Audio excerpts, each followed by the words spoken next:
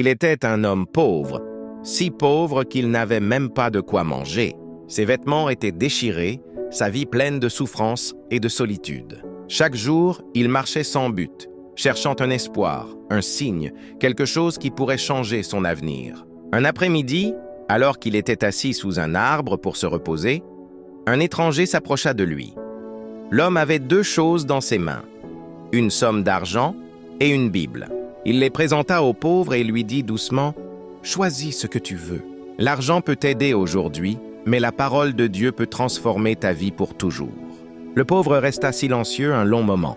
L'argent l'attirait. Il avait faim, il avait froid, il avait besoin de tout. Mais quelque chose dans son cœur lui disait que le véritable trésor n'était pas dans les billets. Finalement, il leva les yeux et dit « Je veux la Bible. » L'étranger sourit, posa la Bible dans ses mains puis s'en alla. Le pauvre ouvrit le livre. Et les mots commencèrent à toucher son âme. Jour après jour, il lisait, il méditait, il priait. La parole lui donna courage, sagesse, discipline. Elle transforma sa manière de penser, d'agir, de croire. Petit à petit, les portes commencèrent à s'ouvrir.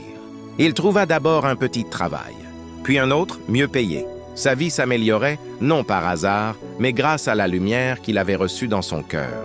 Les années passèrent, et celui qui n'avait rien devint un homme prospère. Il n'était plus dans le besoin. Il avait une maison, un travail stable, de quoi aider les autres. Les gens qui le connaissaient ne comprenaient pas comment un homme si pauvre était devenu si béni. Alors il leur disait toujours la même chose. Tout a commencé le jour où j'ai choisi la parole au lieu de l'argent. Parce que la Bible contient la vraie richesse, celle qui change un homme de l'intérieur et qui ouvre les portes de la bénédiction. Ainsi, celui qui n'avait rien devint un témoignage vivant que Dieu élève ceux qui mettent leur confiance en lui.